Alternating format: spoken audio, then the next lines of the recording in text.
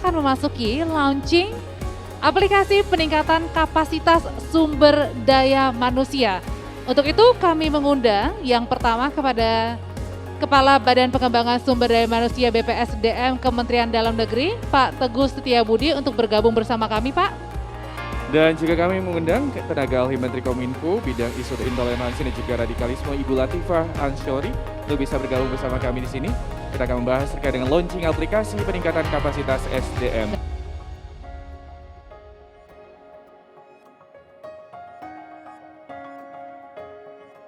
Baik, mungkin kita merapat sedikit ya. Oke, ini berbicara tentang peningkatan sumber daya manusia, ini pasti memang suatu hal yang memang harus diselaraskan ya dengan perkembangan teknologi. Ini juga merupakan kakakku loh Kak, Audrey di sini. Kawan lama ya Kak, silahkan Kak Tifa. Biasanya aku manggilnya kakak Kak. Silakan Ibu. Selamat pagi Bapak Teguh, selamat siang ya Pak ya, sudah siang ya Pak. Oke, baik.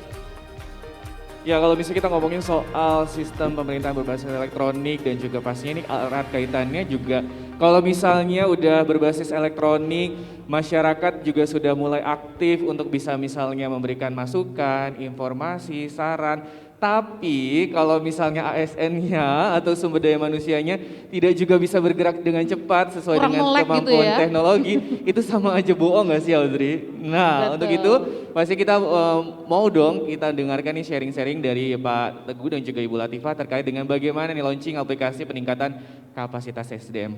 Monggo. Yang silakan. pertama saya persilahkan untuk Ibu Latifah. Terima kasih banyak kepada para MC, Kakak Audrey sudah lama nggak jumpa karena pakai masker saya jadi pangling. Terima kasih juga Kakak Suki, terima kasih yang terhormat Bapak Dr. Teguh. Saya akan duluan memulai. Yang saya hormati dan tentu kita banggakan Bapak Ibeng, Bapak Direktur IGOV yang membuat ini semua terjadi dan juga timnya yang sudah bekerja keras. Boleh Bapak Ibu sekalian beri tepuk tangan buat tim yang membuat aplikasi ini menjadi kenyataan. Saya akan langsung memulai dengan slide show saya yang pertama. Di sini selama beberapa menit ke depan saya akan sharing bagaimana kegalauan banyak warga negara Indonesia tentang wawasan kebangsaan. Kalau biasanya kata galau itu familiar dengan yang muda-muda aja gitu kan ya. Kayak kalau pagi-pagi nanya sayang sudah bangun belum gitu. Dijawabnya sore itu bikin kesel. Tetapi banyak sekali orang-orang itu galau karena kebingungan. Orang ini kapasitasnya, kualitasnya, wawasannya tentang negeri ini gimana sih? Secinta itu enggak sih Kakak Suki terhadap Indonesia? Atau bukan pertanyaan, secinta itukah Kakak Audrey terhadap BTS? BTS Korea maksudnya bukan BTS Tower. Ya, Kakak Suki ya ini boleh pakai masker atau boleh dilepas?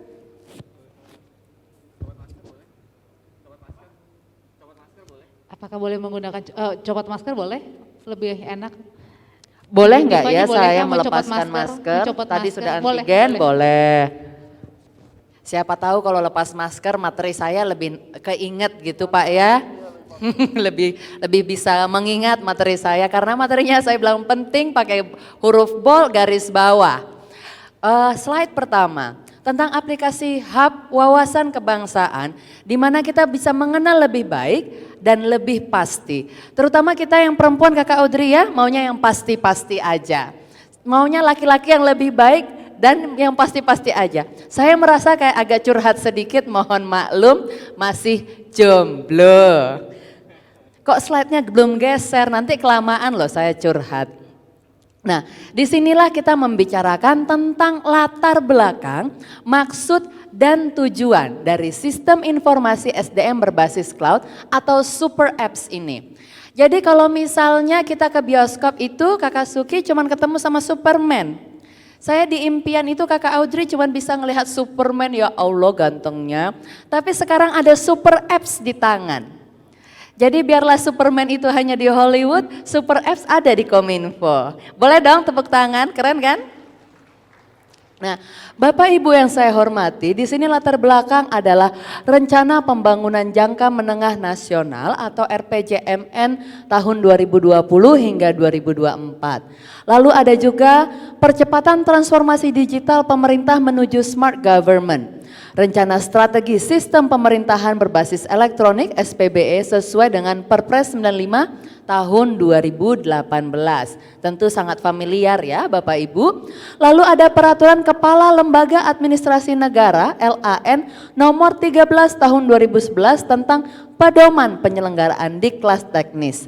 Selain itu ada latar belakang penguatan sistem integritas ASN dan mewujudkan transformasi digital di sektor diklat dan peningkatan kapasitas SDM secara nasional. Jadi kita mainnya nggak lokal lagi, tapi sebelum main internasional kita mainnya nasional dulu. Dan maksud dan tujuannya apa? Yang pertama adalah peningkatan kompetensi ASN. ASN adalah profesi idaman anak muda. Sudah setiap bulan Juli sampai Oktober, biasanya anak muda yang ngontak saya itu banyak banget. Kak Latifah minta sarannya dong, saya pengen jadi ASN. Memang. Tetapi mereka tentu harus menjadi ASN yang kompetensinya selalu meningkat. Agar kalau saya sih pentingnya yang muda-muda ya, biar jadi menantu idaman Kakak Suki. Sudah ASN kapasitasnya semakin baik dari tahun ke tahun. Lalu menjadi ASN berwawasan kebangsaan. Kembali lagi cinta istri, cinta negara atau cinta suami, cinta tanah air juga. Ada lagi pengembangan e-government nasional. Semakin kita maju menjadi negara yang digitalisasinya semakin top, nggak bisa dong kita governmentnya nggak elektronik juga. Karena dengan bonus demografi, dengan digital native, kita tentu harus menjadi orang-orang yang mampu menjawab tantangan zaman. Nah, selain itu, ini tentu upaya efektivitas dan efisiensi dalam pengembangan ASN. Nah, Bapak Ibu sekalian, kalau dilihat yang sebelah kanan, paling atas warna merah ini ada upaya juga untuk meningkatkan kemandirian dan transparansi dalam menciptakan ASN sebagai Pancasilais. Nah, juga menciptakan ASN yang unggul dan berintegritas. Sudah integritasnya naik, ke wawasannya banyak, dia pun unggul. Kalahlah itu ya profesi-profesi lain yang mau memperebutkan. Mbak Audrey-nya masih single? Oh sudah tidak, memperebutkan wanita-wanita jomblo Indonesia pada umumnya. ASN biasanya itu di depan gitu kan, langsung unggul, calon menantu idaman. Lalu ada juga tujuan yang juga penting adalah satu data dan keamanan informasi ASN. Nah, yang terpenting ini kakak, bapak ibu sekalian yang di tengah adalah mendapatkan peta kondisi pemahaman intoleransi, radikalisme dan terorisme pada ASN dan juga warga seluasnya. Selanjutnya lagi, nah ini menteri saya, Bapak Joni Gerard Plate yang saya banggakan. Kementerian Komunikasi dan Informatika Republik Indonesia berkewajiban menyelesaikan permasalahan-permasalahan yang saat ini masih terjadi. Dalam beberapa sesi sebelumnya, Bapak Ibu bisa memperhatikan ketika mendengarkan bahwa ada isu-isu kecil yang masih menjadi gimana ya, bisa nggak ya? Kadang kita ragu, kadang kita galau. Tetapi kita tahu bahwa kita sama-sama bisa menyelesaikannya dengan bahu-membahu. Nah, seperti data yang tidak terkonsolidasi, data pemerintahan yang belum terjamin keamanannya secara nasional dan inefisiensi anggaran pengembangan aplikasi di tiap-tiap sektor. Tentu ini yang mau kita maksimalkan agar super apps ini bisa bermanfaat untuk banyak orang. Slide selanjutnya. Nah, ada Superman, ada super apps. Ada Wonder Woman, ini wonderful. Nah, saat ini terdapat kurang lebih 542 aplikasi dengan formasi yang beragam. Bapak Ibu sekalian mungkin di daerah-daerahnya itu pada tahu kalau untuk aplikasi melakukan apa yang dilakukan oleh dinas-dinasnya itu bisa berbeda satu dan lainnya.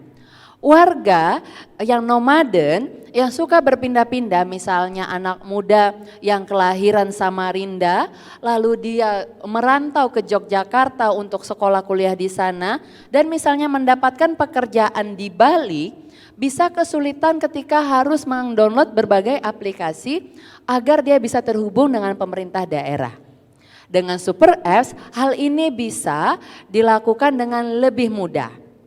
Nah, sehingga di sini dari segi sumber daya manusia, pemerintah sangat tahu kalau kita bisa melakukan hal-hal yang lebih baik. Untuk mewujudkan transformasi digital di sektor diklat dan peningkatan kapasitas SDM secara nasional, kita perlu punya sistem informasi kapasitas SDM yang terpadu. Nah, ini tentu berbasis cloud. Kalau dulu cuman di awang-awang. Bapak Ibu sekalian, kalau sekarang sudah betul-betul berbasis cloud. Nah, jadi inilah data yang terstandar dan komprehensif serta berasal dari satu sumber data yang valid, reliable, dan dapat dipantau dievaluasi secara real time. Real time zaman dulu Bapak Ibu sekalian, kalau saya melihat di sini Bapak Ibu sudah pada menikah. Mungkin waktu masih pacaran dengan suami atau istrinya yang mau dicek itu, kamu di mana? Oh enggak deh, jangan, itu galak banget. Sayang ada di mana? Maunya dijawab real time, ya kan? Oh ada yang ngangguk-ngangguk loh, gitu kan? Nah sekarang dalam sistem ini pun Kakak Audrey dan Kakak Suki bisa real time. Bayangkan betapa majunya Indonesia saat ini. Slide selanjutnya. Nah inilah Bapak Ibu sekalian aplikasi pengembangan SDM dan aplikasi hub wawasan kebangsaan.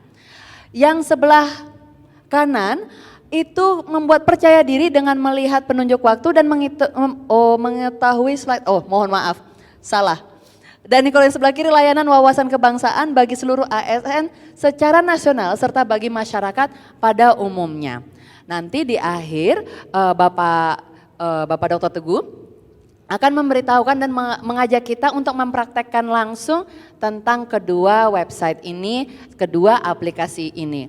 Bapak Ibu sekalian, memikirkan soal aplikasi hub wawasan kebangsaan sudah dilakukan dan menjadi impian banyak orang di Indonesia sejak lama untuk menjawab pertanyaan yang selama ini sulit untuk dijawab. Seperti sesimpel senasionalisme apa dia?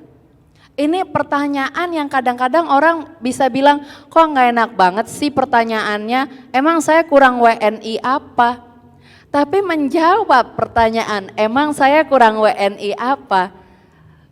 Itu pun tidak mudah. Maka dengan aplikasi hub wawasan kebangsaan ini mempermudah kita mengetahui lebih baik dan lebih pasti. Juga aplikasi pengembangan SDM yang tentu saja bermanfaat lebih banyak untuk SDM ASN di seluruh Indonesia. Slide selanjutnya. Nah, tujuannya apa?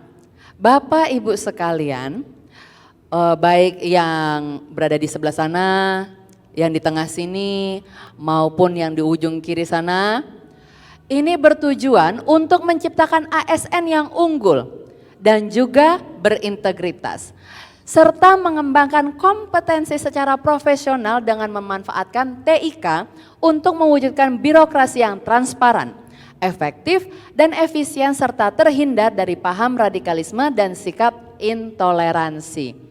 Mungkin banyak orang yang beranggapan kalau ini kecil aja lah itu Kak, ngapain dipikirin banget sih soal sikap intoleransi dan radikalisme.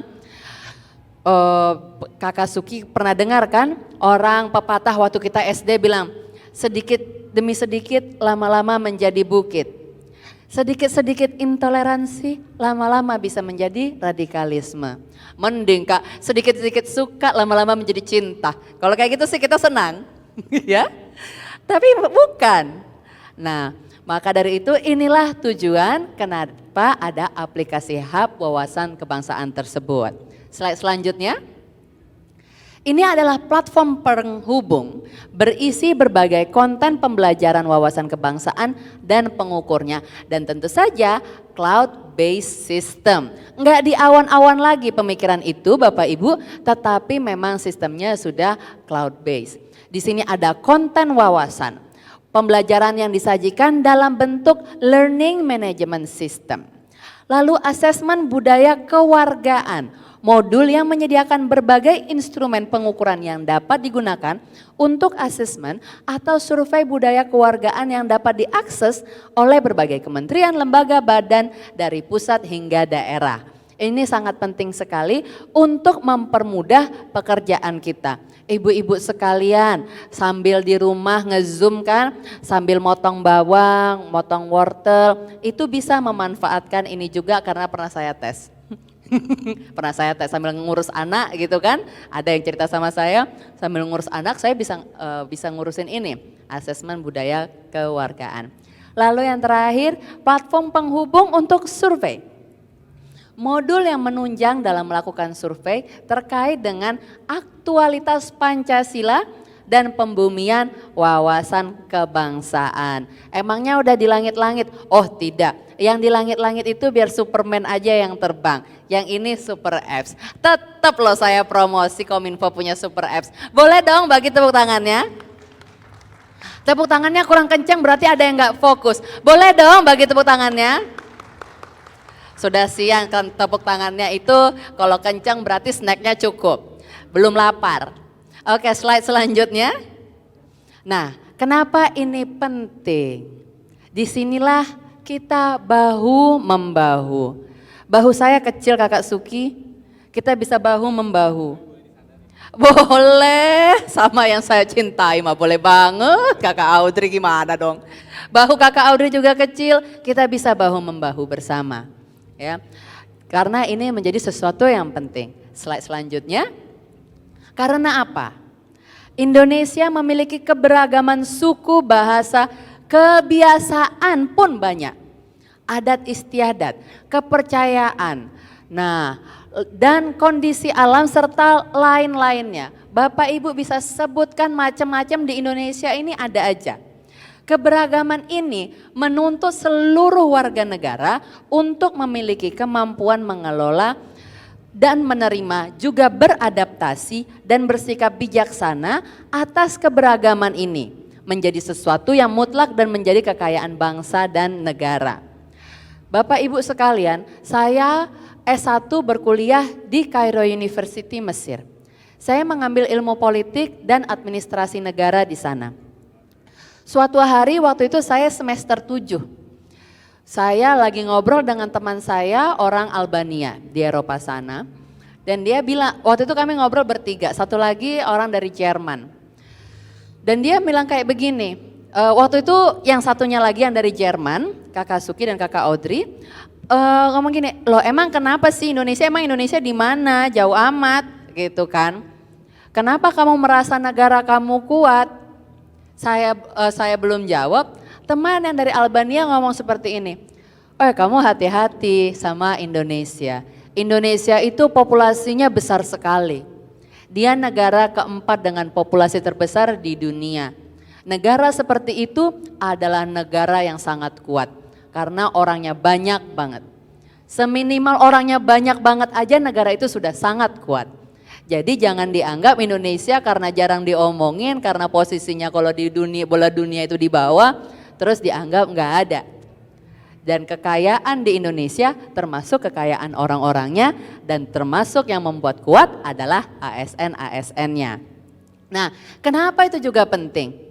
Karena terselenggaranya layanan wawasan kebangsaan bagi seluruh ASN secara nasional serta bagi masyarakat pada umumnya. Jadi Bapak Ibu sekalian, ini pun juga dapat dimanfaatkan oleh organisasi lainnya yang juga merasakan kepentingan, betapa pentingnya urgensi dari melakukan tes survei semacam ini. Jadi Super Apps ini dapat membantu. Lalu, aplikasi Hub Wawasan Kebangsaan hadir untuk menjadi penghubung seluruh ASN dan terutama mengembangkan kapasitas dirinya untuk mengembangkan pengetahuan, pemahaman, dan aktualisasi diri. Saya sendiri pernah mencoba ini dalam tes dan trial. Ketika saya melihatnya, saya pun jadi merasa, oh iya ya, oh tahu saya, oh paham saya sekarang. Dengan begitu kita pun menjadi orang yang lebih tahu bagaimana wawasan kebangsaan kita itu saat itu dan bisa meningkatkannya juga. Slide selanjutnya. Bagaimana Bapak Ibu sekalian ingin dikenang sebagai seorang pemimpin? Apapun posisi Bapak Ibu saat ini, Bapak Ibu adalah seorang pemimpin. Di kantornya, di komunitasnya, di organisasinya, di keluarganya. Bagaimana ingin dikenang? Itu semua pilihan masing-masing. Tetapi dengan bekerja sama, kita menggunakannya dan memanfaatkannya, tentu kita dapat dikenang sebagai seorang pemimpin yang baik untuk lingkungan kita. Setuju tidak? Wah, ini makanannya kurang dikit. Boleh kalau setuju tepuk tangan aja kalau begitu. Mungkin suaranya pelan karena pakai masker gitu Pak Teguh ya. Betul. Oke, slide selanjutnya. Terima kasih, itu saja dari saya. Saya harap beberapa menit tersebut dapat menggugah Bapak Ibu sekalian untuk memberitahukan kepada rekan-rekannya di kantor, teman-teman kuliahnya atau alumninya, juga saudara-saudaranya betapa pentingnya aplikasi Hub Wawasan Kebangsaan ini. Sekian dari saya, wabillahi taufiq wal hidayah. Assalamualaikum warahmatullahi wabarakatuh. Om Shanti Shanti Shanti Om, Namo Buddhaya. Wow, terima kasih Kak Tifa, penjelasan yang benar-benar langsung ya Kak ya. Langsung tertuju bahwa iya ya, ternyata kalau dulu mungkin kita berpikir sumber daya manusia, oh tentang pemanfaatan teknologi. Tapi gak hanya sekedar itu ya Kak ya, tadi isu tentang radikalisme, intoleransi juga ternyata masuk dalam si super apps-nya itu ya. Oke, selanjutnya Kak Uki. Ya, selanjutnya kita akan mendengarkan nih pemaparan akan disampaikan oleh Kepala Badan Pengembangan Sumber Daya Manusia BPSDM Kementerian Dalam Negeri Bapak Teguh Setiabudi. Kami persilakan, Pak Teguh.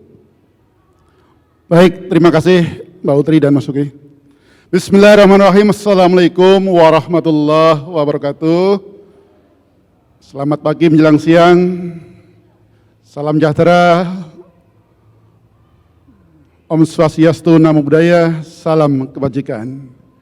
Yang saya hormati Mas Bambang, Mas Ibeng, Direktur Laib Kominfo, juga Bu Latifah yang baru saja menyampaikan presentasi luar biasa.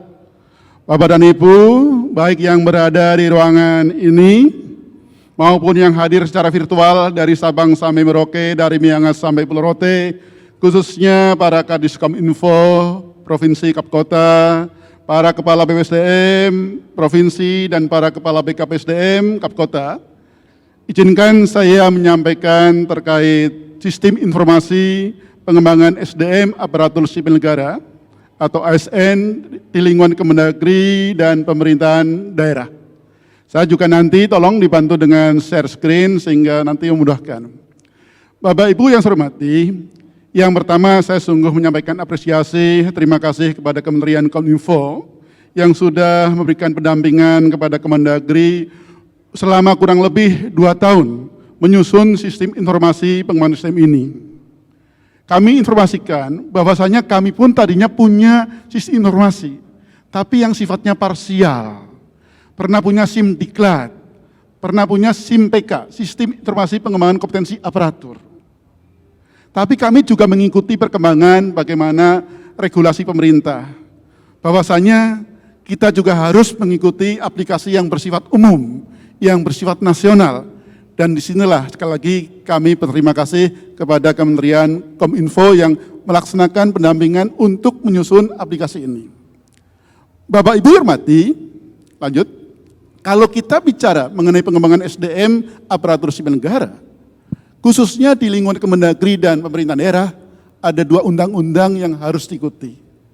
Yang pertama adalah Undang-Undang Nomor 5 Tahun 2014 tentang aparatur sipil negara, tentu saja beserta peraturan pelaksananya. Dan yang kedua, So pasti adalah Undang-Undang 23 tahun 2014 tentang pemerintahan daerah.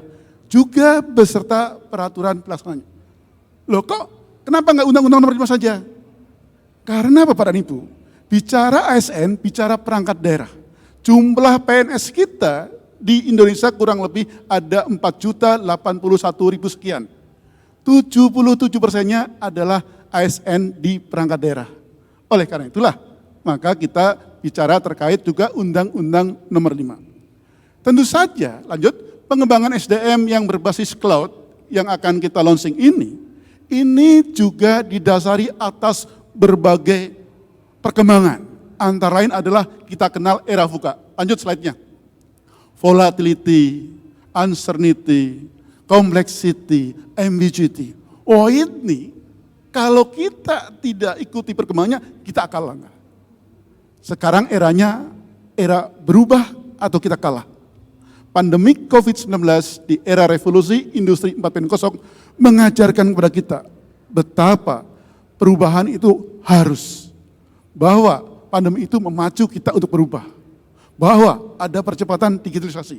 Bahwa ada lompatan besar terkait pemanfaatan IT. Lah inilah sekarang era digital, kita bicara era yang sifatnya digital tapi bukan parsial. Tadi pada waktu session pertama, Pak Slamet, Mas Ibeng, Pak Cahyono luar biasa. Session kedua, Pak Teddy, Mas Bambang menyampaikan luar biasa. Bagaimana sebenarnya sistem pemerintahan berbasis elektronik terus dibangun. Hilangkan ego sektoral dan ego sebagainya. Eranya kita sinergi, eranya kolaborasi. Itu harus. Lanjut. Ini yang menjadi perhatian kita. Dan kalau kita bicara terkait pengembangan SDM, di kementerian lembaga ada namanya BPSDM, kementerian lembaga. Kami di Kemendagri ada BPSDM. Di provinsi ada BPSDM provinsi. Di kabupaten kota ada BKPSDM atau BKPP Kap Kota. Badan Kepegawaian Pengembangan SDM Kap Kota atau Badan Kepegawaian Pendidikan dan Pelatihan Kap Kota. Tentu saja kalau kita bicara mengenai pengembangan SDM yang berbasis cloud, tidak mungkin BPSDM berdiri sendiri. Di kementerian harus kolaborasi. Saya bersyukur tadi sempat bincang-bincang dengan Mas Ibeng dari Kemenkominfo. Bagaimana kita juga membangun sistem ini harus berkolaborasi dengan Kemenpan RB, dengan BKN, dengan kemudian LAN RI, dengan Dukcapil, karena kita juga akan menggunakan data itu. Bagaimana nanti kita mengintegrasikan. Kita kan sekarang ubah mindsetnya, bukan lagi dataku, datamu, tapi ini data. Tadi terkait masalah data menjadi masalah, ego sektoral, ego sebagainya menjadi masalah. Ini yang harus kita hindarkan. Jadi di tingkat nasional harus ada sinergi di kolaborasi. Demikian juga Bapak dan Ibu yang saya hormati, di sini hadir para Kadiskom Info provinsi dan kabupaten kota. Tidak mungkin pengembangan SDM berbasis cloud yang sifat ini dibangun tanpa support, dukungan dari Diskom Info seluruh Indonesia, tanpa dukungan dari Kominfo. Oleh karena itu, karena ini masih soft launching, insya Allah nanti Januari kami akan rakenan rakor. Kita bicarakan, mudah-mudahan Kominfo bisa ikut juga, Diskom Info ikut juga, dengan para BPSDM juga ikut, ya kan? Kita cermati lagi betul-betul bagaimana kita membangun ini. Setelah itu bisa kita present, Mas Ibeng ya nanti dari Kemenkominfo, bagaimana ini bisa terimplementasikan. Setelah itu baru per provinsi, ayo seluruh daerah nanti, Kap Kota, provinsi sama-sama, sehingga ini ada aplikasi yang bersifat umum. Aplikasi yang bisa digunakan secara nasional, yang tadi istilahnya tekadnya Mas Ibeng adalah menyatukan pulau-pulau itu dengan SPBE ini. Luar biasa. Lanjut. Nah, ini kita lakukan. Ada standarisasi, sertifikasi, dan pengembangan kompetensi. Ini adalah 3 pilar dari kegiatan BPSDM. Kemudian kenapa ini penting lagi, Bapak dan Ibu? Target group yang meliputi di Kemendagri dan Pemda luar biasa. Kami sendiri PNS di Kemendagri jumlahnya tidak kurang dari 5.000. Itu yang di Kemendagri kantor pusatnya. Di Pemda Jumlah pegawai negeri sekarang ini menurut data BKN kurang lebih adalah 4.081.000 sekian. 77%-nya adalah orang daerah, PNS daerah.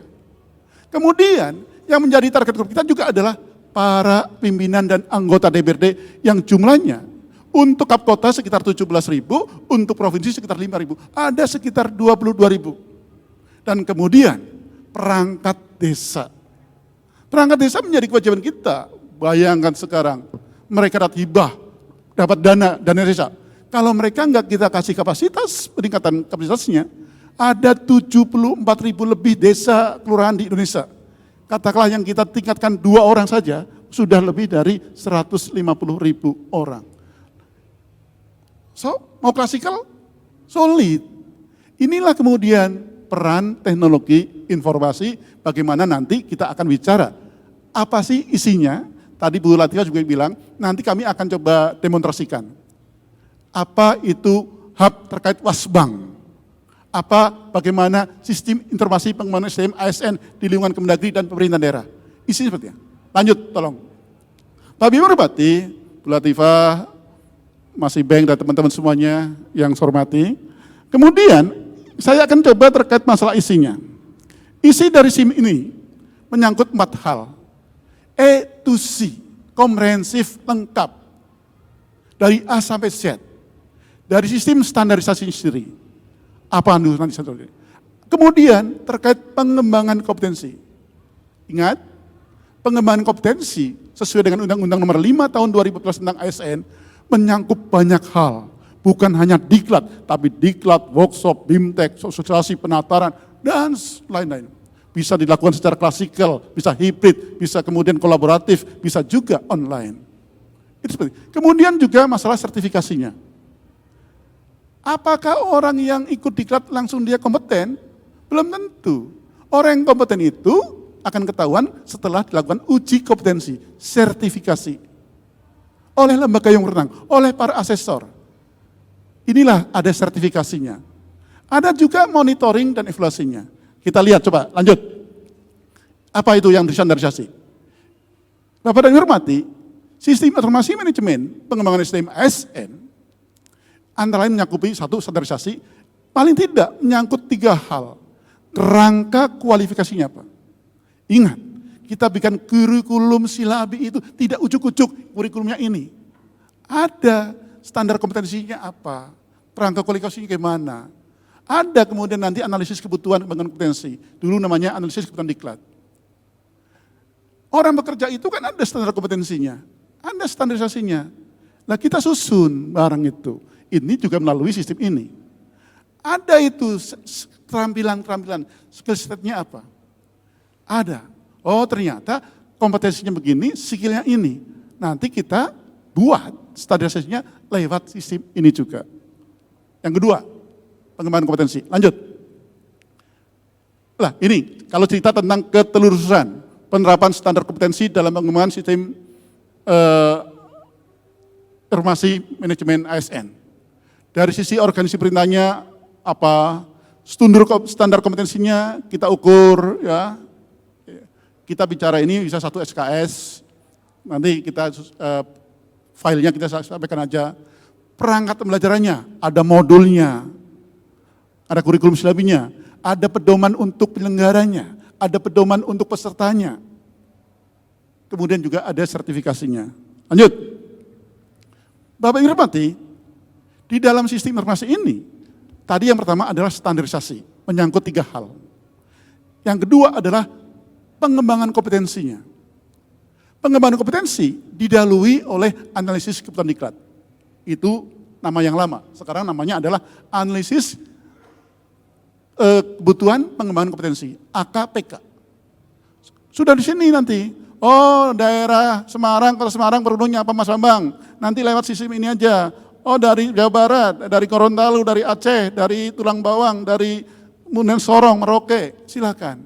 Bisa lewat ini. Ini kalau kita sudah pakai itu semuanya. Ada kalender diklatnya. Kalender diklat baik yang di kementerian lembaga maupun yang ada di daerah. Ini makanya perlunya nanti Mas Ibeng dengan Kominfo akan bersama-sama bagaimana mengintegrasi. Saya itu tahu persis, daerah sudah banyak membangun SIM. sistem informasi manajemen.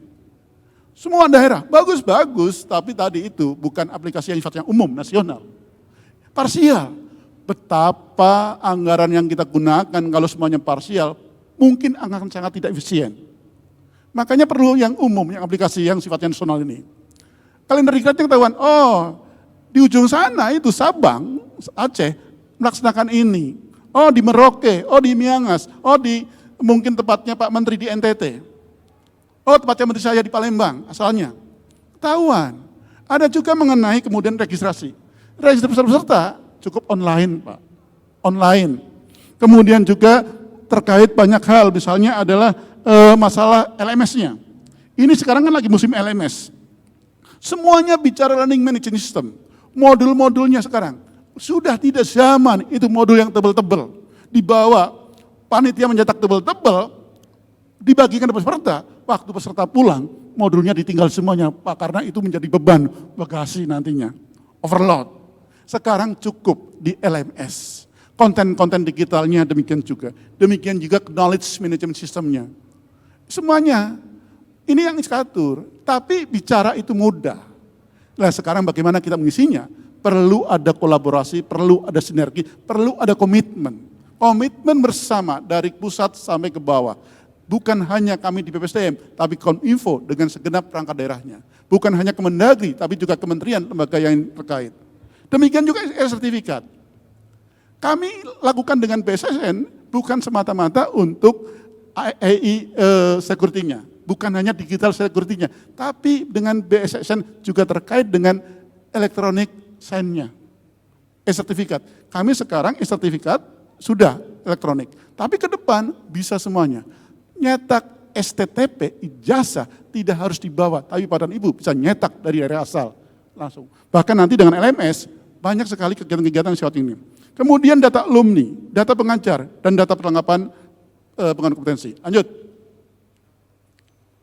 Strateginya pastinya smart, bagaimana kita melakukan pengembangan kompetensi secara strategik, metodenya, ambience, role, kemudian metode, sampai kepada tekniknya. Kita smart. Lanjut. Kemudian, kita tahu juga sekarang ini, lagi dalam masa pandemi ada terkait hal yang baru. Dulu sebelum pandemi, 90% pembelajaran di dalam diklat pengembangan kompetensi klasikal. Sekarang sudah tidak lagi Pak. Sekarang ada pembelajaran tatap muka secara klasikal terbatas. Ada tetap. Ada juga yang tatap maya, virtual, murni. Tapi banyak yang sifatnya kolaboratif hibrid. Dan juga terkait masalah pembelajaran mandiri. Ini bisa dilakukan dengan LMS dan juga dengan KMS yang kita bangun. Lanjut. Tapi tentu saja butuh lingkungan strategisnya. Baik dari sisi value-nya, implementasinya, kapasitinya, impact-nya, sampai kepada lingkungan yang lainnya. Saya akan singkat saja, saya lihat jam, biar ada nanti waktu untuk demonstrasi.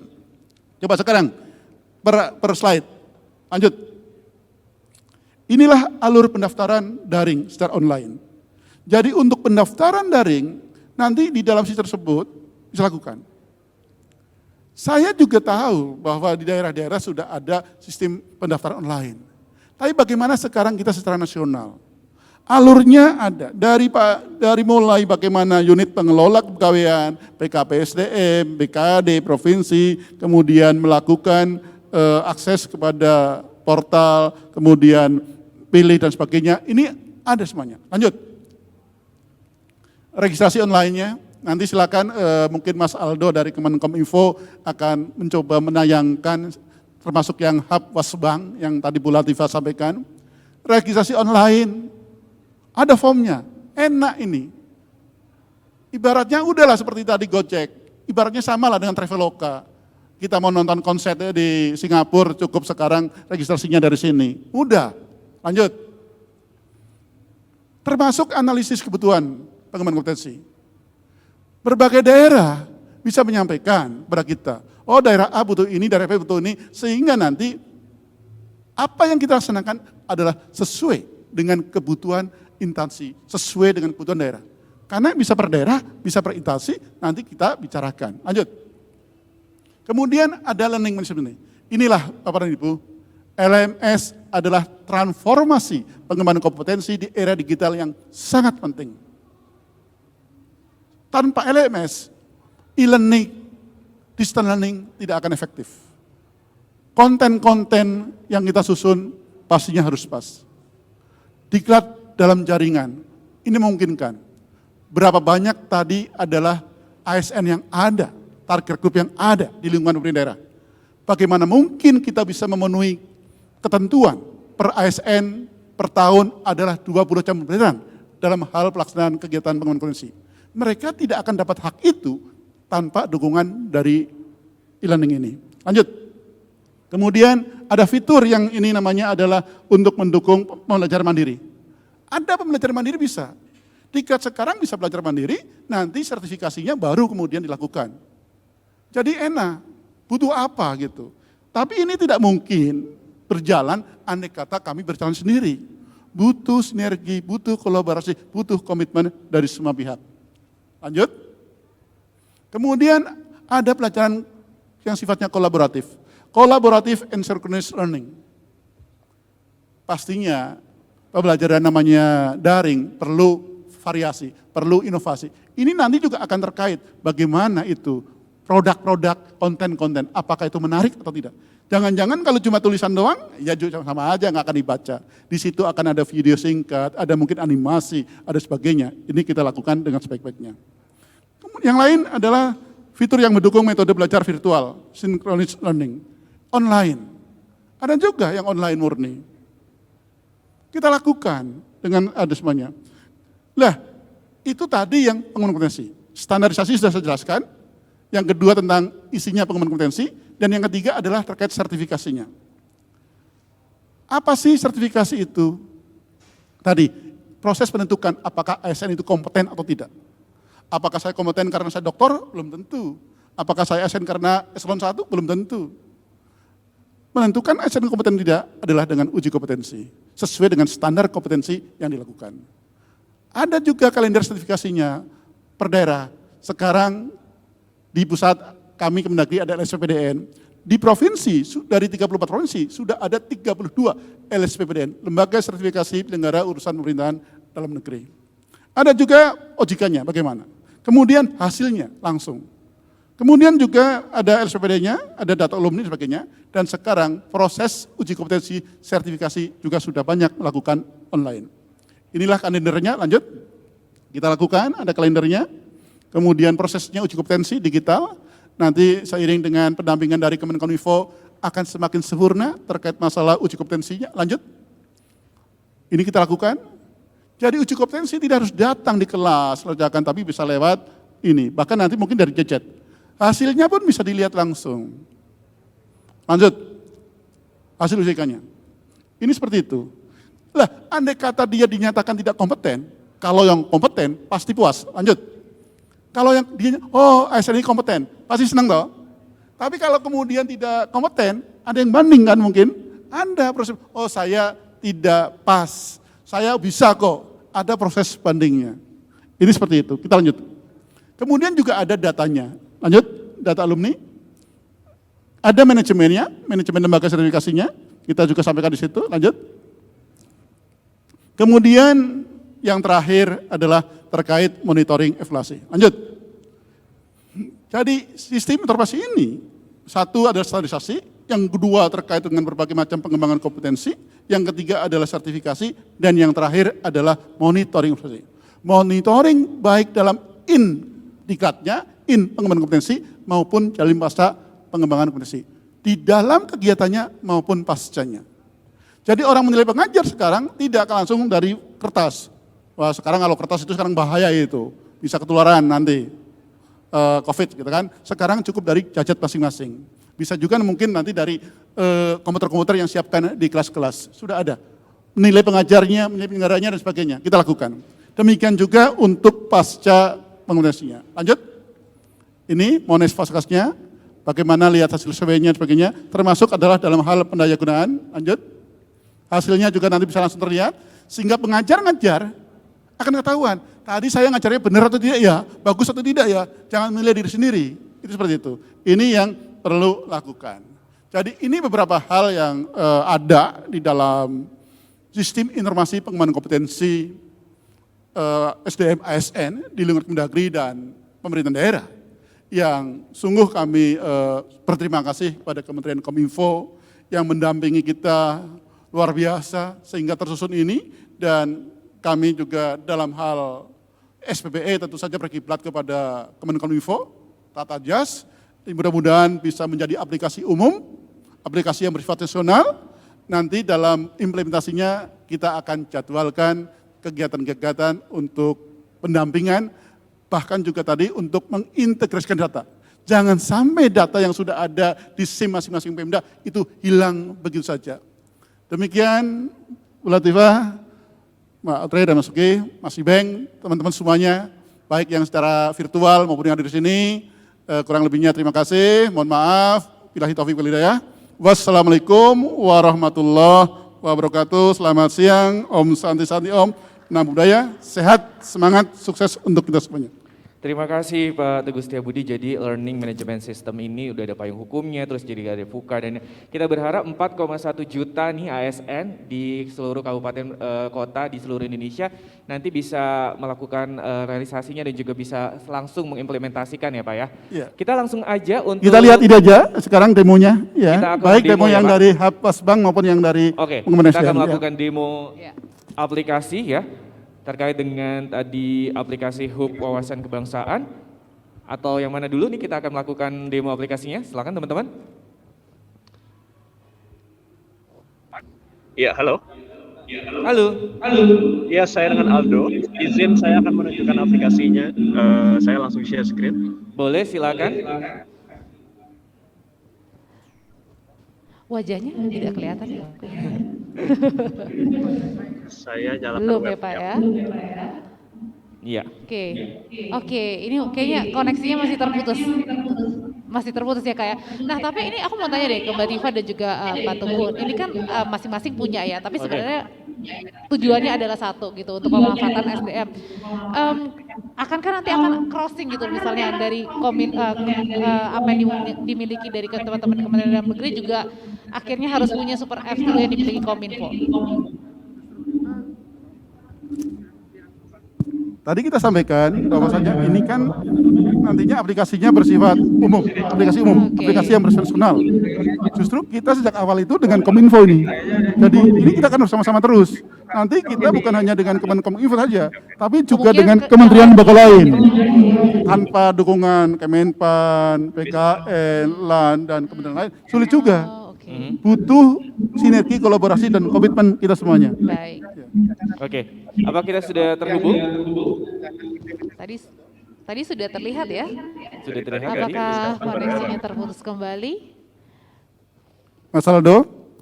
Mas Aldo ini di mana Pak Teguh? Halo. Oh masih di situ. Oh aku kira di luar. Oke. Tapi mana nih? Nah, Oke. oh iya betul sekali. Silakan Mas. Suara saya terdengar? Terdengar? Iya. Ini sedang not responding sebentar ya. Oke.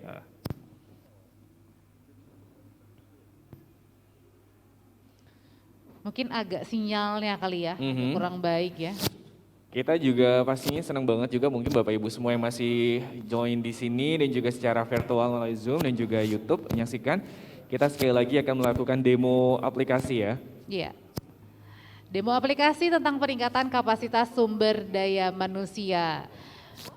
Oke, kita coba lagi sambungannya. Oke, kita masih menunggu ya, Kak Suki ya. Ya ini super apps ini keren banget ya Audi kalau misalnya nantinya benar-benar bisa diaplikasikan secara nyata pastinya terkait dengan bagaimana wawasan kebangsaan, Ya. integritas dan juga ini mencegah terjadinya intoleransi, terorisme dan Iya, juga betul. radikalisme. Iya.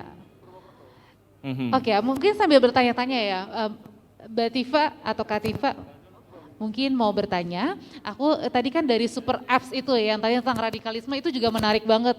Nah ini artinya juga menyasar untuk masyarakat biasa juga semuanya bisa ya? Iya, ini sudah di share screen. Oke. Oke, Mungkin boleh dibantu ditampilkan. Oh bisa ya Kak ya, oke. Nah, ini jadi aplikasinya yang dari tadi sudah dibahas oleh Pak Kaban dan Ibu Tifah ya. Jadi secara online berbasis cloud. Jadi selama dia punya koneksi internet, itu langsung bisa diakses. Ya, dia bisa diakses dari baik dari laptop, dari tablet maupun dari HP itu bisa karena dia berbasis cloud. Oke. Nah ini saya sedang login sebagai pembelajar. Nah jadi misalnya ini saya mau membuka program. Saya tinggal klik di sini. Nah program itu apa? Jadi yang tadi sudah dibahas, entah itu sertifikasi, entah itu diklat, entah itu monef, apapun itu saya bisa akses dari si program ini. Oke. Jadi kalau ini saya scroll, ini bisa saya sebut sebagai kalender saya. Oke. Kalender sertifikasi, kalender diklat. Nah ini terlihat di sini ada tulisan saat ini saya sedang menjalani apa saja. Ada 9 ya di situ. Nah iya betul, jadi saya ada diklat di sini, ada sertifikasi, ada kalau misalnya saya merupakan perwakilan dari suatu lembaga yang ingin menjalankan akreditasi, nah ini juga saya bisa menjalankan dari sini. Nah ini saya coba buka satu diklat, karena di LMS, nah saya bisa langsung membuka materi pembelajaran saya dari manapun, kapanpun.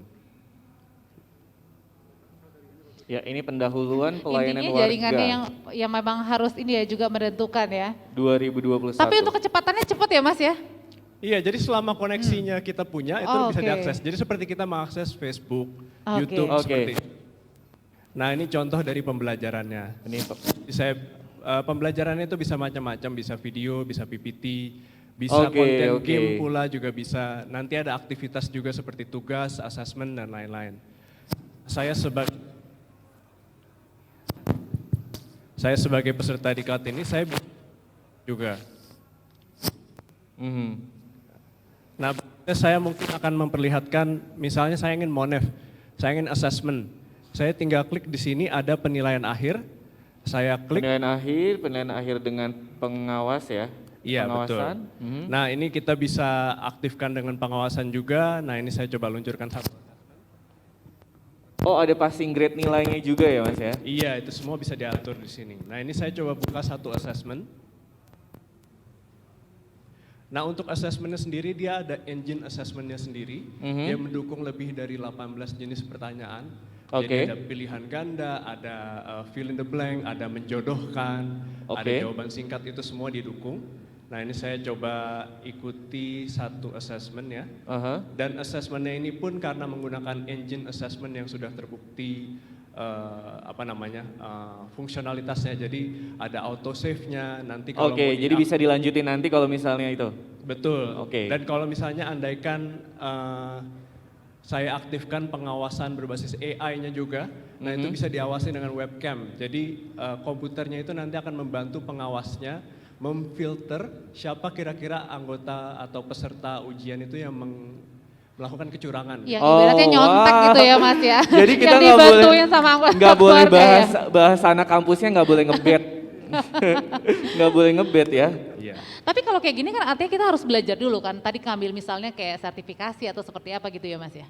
Nah iya, jadi semuanya ini kan disatukan ya. Jadi tergantung dari programnya. Misalnya programnya itu berupa sertifikasi. Artinya di dalam sertifikasi itu kita bisa pasang dulu materi pembelajaran, baru di akhir dari sertifikasi itu kita tambahkan assessment-nya atau evaluasinya kan biasanya ada penilaian peer to peer itu juga bisa, lalu ada evaluasi portfolio. Jadi apapun monef tersebut itu bisa dijalankan dari aplikasi ini. Oh, Wow, keren luar banget biasa. ya. Ada yang mau ditambahkan lagi mungkin Mas? Nah, itu untuk aplikasi pengembangan SDM. Berikutnya saya akan tunjukkan aplikasi wawasan kebangsaan. Ya, aplikasi Hub Wawasan Kebangsaan. Ini. Nah, kalau tadi itu sifatnya di lingkup BPSDM, si aplikasi Hub Wawasan Kebangsaan ini sifatnya terbuka. Artinya siapapun bisa mengakses selama dia punya koneksi internet. Oke. Nah, jadi semua konten wawasan kebangsaan itu ada di Hub Wawasan Kebangsaan ini. Nah, tadi mungkin sudah dijelaskan ada 3 jenis konten. Pertama itu konten wawasan, kedua itu ada asesmen budaya kebangsaan, lalu terakhir itu ada survei-survei. Nah, itu semua diberikan di Hub Wawasan Kebangsaan ini. Di aplikasi Hub Wawasan Kebangsaan Iya, ini di ya, sini terlihat 3 nih. tadi itu ya. Iya, Ini betul. dia. Nah, ini saya sebagai pengguna, saya tinggal mencari saja konten pembelajaran saya.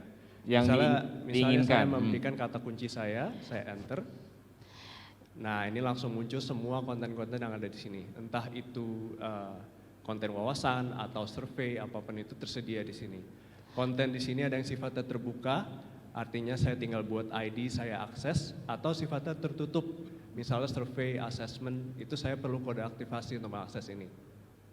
Nah, kurang lebih gambaran seperti itu. Jadi engine dari aplikasi Hub Wawasan Kebangsaan ini pun LMS yang tadi saya tunjukkan di aplikasi pengembangan SDM itu. Jadi assessment, konten pembelajaran itu semua engine-nya sama. Ini sebagai aplikasi satu kesatuan. Oke, untuk mempermudah juga dikasih kategori, tingkat keahlian ya, Iya, seperti itu betul. ya. Jadi biar kita juga, oh kalau misalnya aku kayaknya masih di pemula deh Audrey. Kamu, kita sama-sama bareng ya. Pemula juga kayaknya ya, atau gimana ya. Nah, tapi ini kayaknya berguna juga ya Mas ya, apalagi untuk anak-anak muda sekarang ya, yang kayaknya rentan kalau misalnya kita lihat di TikTok atau seperti apa, kalau ditanya tentang wawasan kebangsaan kayaknya agak kurang gitu ya. Jadi bisa langsung ngeklik aja ya Mas ya di sini, karena ini untuk masyarakat Betul. luas ya, termasuk untuk anak-anak muda juga bisa gitu ya. Iya, betul. Oke. Nah, Oke. selain itu mungkin kalau ada survei atau assessment budaya kebangsaan, itu kan ada hasilnya ya. Oh oke, Nah, hasilnya itu pun ada yang di-display secara publik juga. oke. Jadi misalnya di sini saya ada klik layanan, di sini ada banyak Layanan, dashboard. dashboard, indeks, Misalnya ada dashboard Survei ini, budaya survei kewarganegaraan. kewargaan. Lalu ada dashboard indeks pembumian Pancasila dan wawasan kebangsaan. Nah, kalau saya klik salah satunya, Oke. misalnya dashboard survei budaya kewargaan ini, saya akan melihat dashboard. Nah, Oke. ini kita bisa bilang peta kondisi dari budaya kebangsaan di Indonesia itu seperti apa. Ini hasilnya itu kita kita ambil dari hasil assessment tersebut. Nah, jadi berbagai analisa itu bisa ditampilkan di situs ini yang tersedia bagi semua orang. Oke, menurut umur, pendidikan, jenis kelamin dan juga pengalaman kerja ya. Iya, betul. Oke, ada lagi yang mau disampaikan nih dari materi terkait demo aplikasi ini Mas? Ya, kurang lebih seperti itu dari saya. Sekian. Jadi Oke. pokoknya kalau yang aplikasi Hub Wawasan Kebangsaan ini bisa diakses di mana saja oleh siapa saja ya. Dan juga Iya, tadi betul. terkait dengan bagaimana aplikasi pengembangan SDM. Boleh dong kita berikan tepuk tangan yang paling meriah untuk Super Apps dan juga pastinya untuk aplikasi Hub Wawasan Kebangsaan dan juga aplikasi pengembangan SDM ini. Semoga nanti bisa benar-benar diimplementasikan oleh seluruh masyarakat. Mungkin ada yang mau disampaikan terakhir Pak Teguh dan juga Bu Latifah? Sedikit aja. Sekali lagi, sistem informasi manajemen pengembangan SDM ASN ini bersifat umum dan akan berlaku secara nasional. Oleh karena itu, sekali lagi, kolaborasi, sinergi, komitmen kita semuanya sangat menentukan keberhasilan ini. Untuk langkah selanjutnya, insya Allah awal tahun depan, kita akan bersama-sama seluruh daerah, baik Provinsi Kota, nanti didampingin dari Kemenkominfo, untuk bagaimana kita mengimplementasikan ini. Karena saya belum turun dari mimbar ini pun sudah bertanya, Pak, bagaimana saya memperoleh sistem itu? Apakah saya boleh? Oh, bukan hanya boleh, kita malah seharusnya begitu, gitu. Caranya gimana? Gitu. Ya nanti kita bicarakan, nanti akan ada step-stepnya. Tidak seketika langsung cloning, kita kan perlu sosialisasi, perlu ada penyiapan SDM dan sebagainya, sistemnya. Dan sungguh saya sekali lagi mengapresiasi, terima kasih terhadap langkah besar Kemenkominfo yang begitu perhatian terhadap pelaksanaan SPP ini. Mudah-mudahan akan terus bisa mendampingin kami bersama-sama seluruh daerah, sehingga aplikasi ini, sistem ini betul-betul nanti bisa terimplementasikan, bukan hanya sekedar membangun, tapi ingat merawatnya, memanfaatkannya, sampai kemudian dari sisi pengamanannya Pak. Ini penting sekali, karena biasanya kita pintar membangun, nggak bisa merawat dan menggunakannya dengan baik.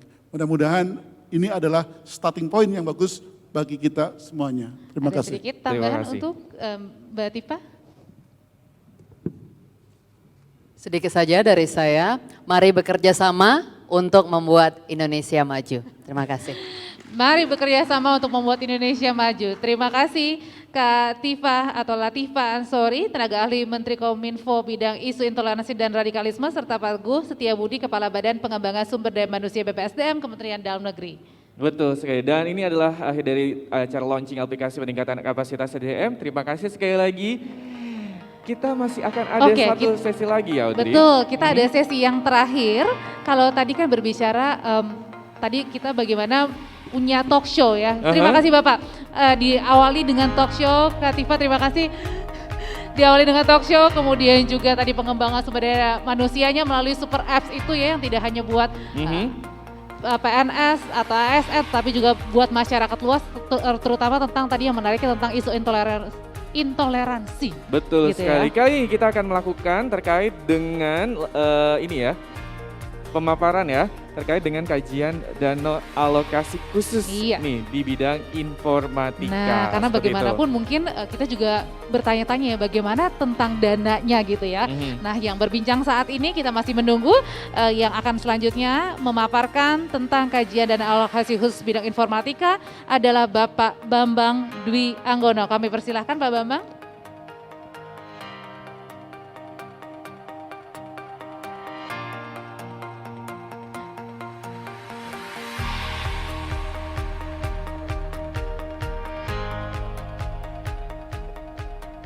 Baik, terima kasih. Assalamualaikum warahmatullahi wabarakatuh. Selamat siang, salam sejahtera, Om Swastiastu, Namo Buddhaya, salam kebajikan, salam sehat selalu. Saya izin berdiri, saya minta waktu Bapak-Bapak, Ibu-Ibu kurang lebih 10 menit untuk melaporkan perkembangan terkait dengan usulan kita semua tentang dana alokasi khusus. Bapak-Bapak, Ibu-Ibu, beberapa waktu yang lalu saya berterima kasih malah kepada teman-teman yang sudah mengingatkan kita untuk memperjuangkan dana alokasi khusus. Walaupun tidak mudah, tetap kita jalankan. Walaupun kami juga dihujat, dicaci maki di dalam WA Group, kami tetap bekerja untuk bapak-bapak, ibu-ibu semuanya agar dana alokasi khusus itu bisa kita wujudkan bersama. Bahan saya boleh di-share yang tadi? Oke, lanjut saja. Mungkin slide-nya banyak sekali. Saya akan pakai ini ya. Oke. Saya akan kejar ke belakang. Bapak-bapak, ibu-ibu, flashback sedikit bagaimana saya sebagai orang Kebumen dulu ditawari untuk pindah ke Kementerian Kominfo. Salah satu faktor saya setuju untuk pindah ke Kementerian Kominfo dari Kebumen ke Kementerian Kominfo adalah karena pada waktu itu saya kecewa pemerintah pusat menggabungkan Dinas Kominfo dengan Dinas Perhubungan yang tadinya 3 bidang, 4 bidang menjadi 1 bidang Dishub Kominfo. Kemudian saya dipindah ke sana, kebetulan saya ditugaskan untuk menangani ini, kita perjuangkan Dinas Kominfo bisa berdiri sendiri, independen, harapannya bisa meningkatkan kinerjanya juga. Walaupun saya deg-degan, jangan-jangan setelah dipisah dari Dinas Kominfo, kinerjanya tidak meningkat. Jadi kalau saya lihat Bu Latifah sekaligus laporan, ada Dinas Kominfo yang disamakan dengan Dinas Sound System. Kenapa? Kerjaannya ngurus sound system kalau rapat.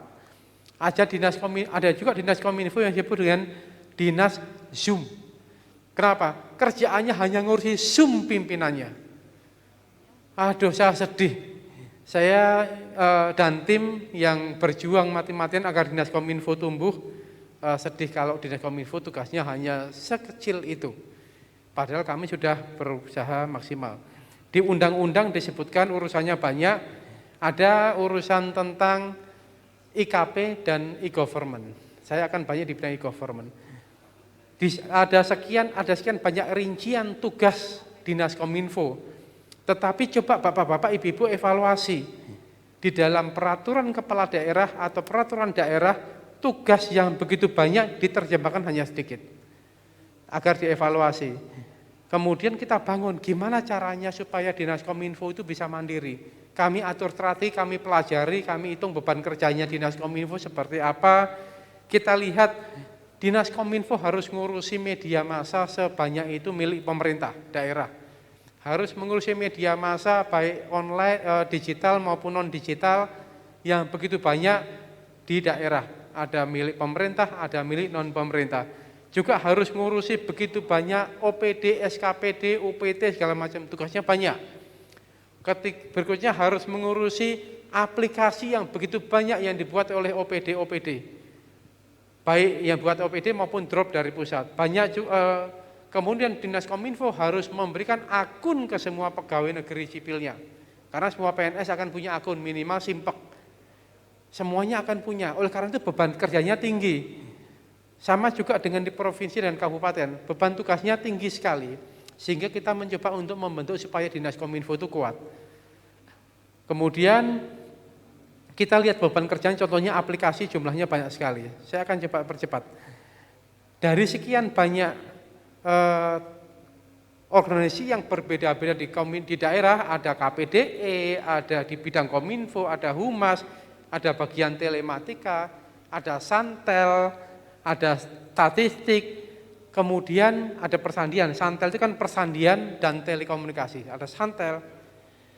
Akhirnya kita gabung itu menjadi satu nama Dinas Kominfo. Jadi kalau masih ada kepala bagian Humas di Seda, itu berarti belum taat pada undang-undang tentang pemerintahan daerah dan turunannya, khususnya PP 18 tahun 2016. Kita bangun itu, kita buat tipologinya, kita belajar banyak. Saya jujur saja, struktur seperti ini hampir sama strukturnya yang ada di Kebumen. Jadi kita melihat beban kerjanya dari pengalaman ketika saya dulu di Kebumen.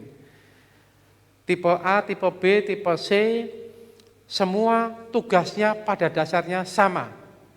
Tipe A jumlahnya sama, yang membedakan bebannya sama, tetapi organisasinya kecil atau besar. Makin kecil struktur organisasinya, makin berat beban kerjanya. Di tingkat kabupaten kota pun seperti itu. Saya akan coba percepat, saya akan bicara banyak soal di AK saja. Ini bapak-bapak, ibu-ibu mau dievaluasi struktur organisasinya sudah benar atau bukan, atau belum. Kemudian tugasnya Dinas Kominfo itu apa? Hari ini saya melihat Dinas Kominfo sibuk pada Dinas Kominfonya sendiri, Pak. Padahal Dinas Kominfo ditugaskan untuk yang pertama sebagai ICT Ecosystem Service Provider, sebagai penyedia layanan TIK. Untuk siapa? Untuk semua dinas sampai tingkat kecamatan, kelurahan, desa, sekolahan. Itu tugasnya Dinas Kominfo. Jangan sibuk ngurusi diri sendiri, Pak. Kemudian yang kedua, Dinas Kominfo adalah sistem integrator. Jadi harus mengintegrasikan semua layanan antar dinas. Jangan sibuk ngurusi diri sendiri, Pak. Itulah esensi kenapa Dinas Kominfo didukung menjadi bagian dari urusan wajib yang semua Pemda harus lakukan. Tugasnya banyak, dari mengurusi data center, ngurusi jaringan, ngelola domain, keamanan informasi, ngelola sistem komunikasi intra pemerintah, mengelola aplikasi, manajemen data, smart city, sebagai government CIO dan sebagainya. Dinas Kominfo sebagai government CIO harusnya berani mengatur Dinas A boleh belanja aplikasi atau tidak, Dinas B boleh belanja server atau tidak. Harus seperti itu. Jadi jangan hanya galaknya kepada saya saja yang sudah, jangan hanya galak kepada kami yang sudah banyak membantu memperjuangkan bapak-bapak ibu-ibu semuanya termasuk di AK, jangan hanya berani menghujat kami, tapi mohon urusi ini ke dinas-dinas yang lainnya. Mampu atau tidak. Saya dulu ketika kuliah sama teman-teman, ada teman-teman dari UGM, saya bilang gini, saya pengen belanja di Kementerian Pusat, dalam lembaga di pusat, itu diatur oleh Kementerian Kominfo dan tim. Waktu itu dibilang, mana bisa. Kenyataannya sejak tahun 2020, seluruh belanja kementerian, seluruh belanja IT di kementerian dan lembaga diblokir, Pak. Hanya boleh digunakan ketika mendapatkan rekomendasi dari Kementerian Kominfo. Tahun ini mulai diselenggarakan rekomendasinya harus keluar dari Kominfo, Menpan, Kemenkyu, Bappenas, BSSN, BPPT, Kemendagri. Jadi semua kementerian belanja IT diblokir. Dinas Kominfo mampu nggak melakukan itu untuk daerahnya sendiri. Jangan hanya galak pada kami, beranilah galak dengan teman sendiri di daerah. Banyak sekali tugasnya, saya akan coba ke DAK. Potensi alokasi DAK berdasarkan apa yang kami kerjakan, baik itu IKP maupun e-government.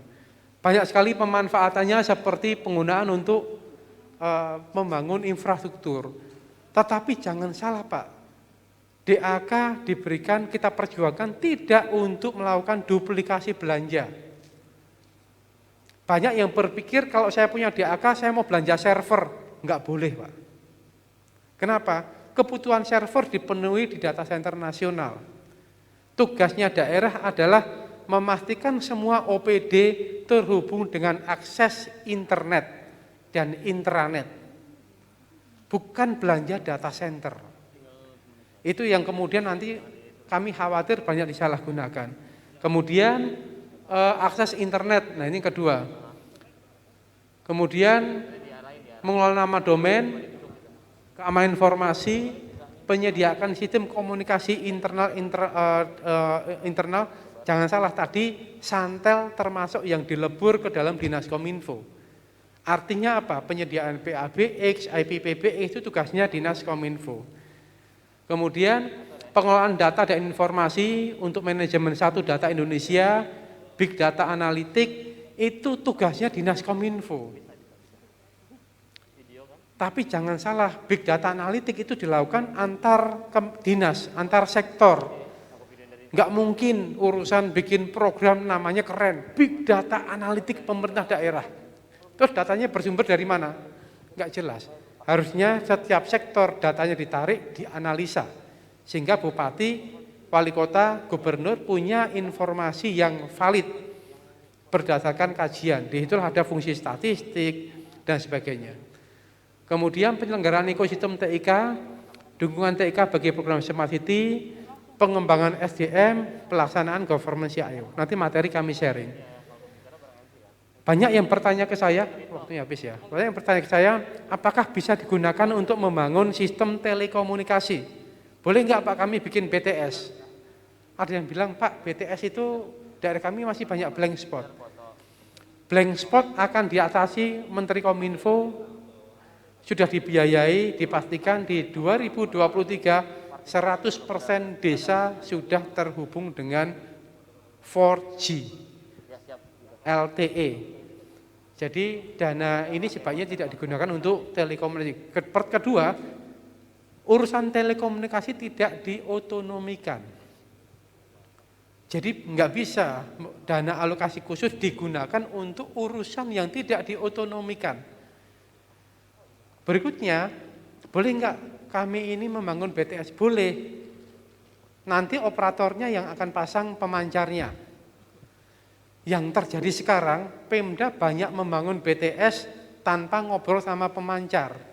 Tinggal besok-besok teriak, Pak, ini Telkomsel enggak kooperatif, Indosat enggak kooperatif, sudah kami buatkan BTS tapi enggak mau masang pemancar. Ya, mereka ini kan bukan lembaga sosial, Pak, Bu. Mereka ini lembaga bisnis yang perlu ada keuntungan. Kalau mereka di situ tidak ada keuntungan, ya berat. Pak 3T, kalau 3T urusannya Pak Menteri Kominfo sudah dialokasikan, insya Allah terpasang. Jadi tidak perlu sibuk-sibuk untuk duplikasi kerjaan. Kemudian apakah boleh digunakan untuk belanja data center, ruang server, perangkat server? Secara prinsip jawabannya tidak boleh. Itu karena apa? Karena data center sudah disediakan oleh Menteri Kominfo gratis. Ini tadi beberapa orang dari kemarin bilang, Pak, cyber building kebakar Pak, website kami down Pak, ini itu Pak, ini itu Pak. Saya bilang salah sendiri, dikasih gratis nggak mau, maunya berbayar. Kalau pakai data centernya Kominfo gratis, cyber building terbakar, kita aman-aman saja. Kemudian nah banyak hal ya nanti yang banyak yang bisa diskusikan, mungkin tidak selesai hari ini. Saat ini kajian akademisnya bulan Desember ini finalisasi selesai, harapannya sudah bisa kita bawa ke Bappenas dan Kementerian Keuangan dan Kemdagri. Tadi Pak Slamet kami hadirkan di sini karena beliau yang bertanggung jawab terkait dukungan untuk fasilitasi DAK ini. Tadi saya sudah banyak ngobrol, insya Allah kita mendapatkan dukungan. Kemudian yang masih menjadi PR kita adalah kita kompak. Kalau kita tidak kompak, kita tidak bisa menghasilkan nilai positif. Di dalam internal Kominfo pun masih banyak yang mempertanyakan, Pak Ibeng, kenapa kita harus ngasih DAK ke dinas? Itu kan otonomi daerah. Yang benar adalah ketika Kementerian Kominfo ditugaskan untuk menjadi pengelola otonomi daerah, Kominfo harus memberikan fasilitasi dan dukungan. Salah satu bentuk dukungan adalah dukungan pembiayaan. Ditambah lagi sekarang kita mengarah pada transformasi digital yang tidak hanya menjadi tugas pemerintah pusat tetapi juga pemerintah daerah. Transformasi digital harus diawali dengan transformasi mindset. Tanpa ada perubahan mindset, maka transformasi digital hanya akan menjadi mau disebut mimpi juga enggak, tapi kita bisa jadi korban dari transformasi digital itu sendiri. Oleh karena itu kita perlu mempersiapkan daerah agar siap untuk bertransformasi. Dan itu menjadi salah satu tugas Dinas Kominfo. Oleh karena itu Dinas Kominfo layak untuk diberikan DAK. Untuk itu Bapak-bapak, Ibu-ibu, ini yang dapat kami sampaikan. Sekali lagi kami berharap Bapak-bapak, Ibu-ibu kita bisa kompak. Tadi Bu Latifah menyampaikan kita harus bersatu untuk NKRI. Kita harus bekerja sama untuk menghasilkan Indonesia digital yang lebih baik. Dengan semangat yang disampaikan oleh Bapak Presiden, Bapak Menteri Kominfo, dengan semangat yang begitu luar biasa, saya sendiri meyakini kita mampu. Yang membuat kita mungkin tidak percaya diri adalah ya Bapak-bapak, Ibu-ibu sebagai kepala dinas dapat tekanan dari kepala daerah, kamu kepala dinas, pergi sana ke pusat, cari duit, cari dukungan. Tapi cara kami mendukung mungkin berbeda. Tidak dalam bentuk anggaran dulu, karena Kominfo sekarang udah nyebar BTS, nyebar internet, kegiatan literasi digital juga sudah. Kita masih akan memperjuangkan anggaran, tetapi untuk hal yang memang menjadi area dalam otonomi daerah. Kurang lebih demikian. Akhirul kalam wabillahi taufiq wal hidayah. Wassalamualaikum warahmatullahi wabarakatuh.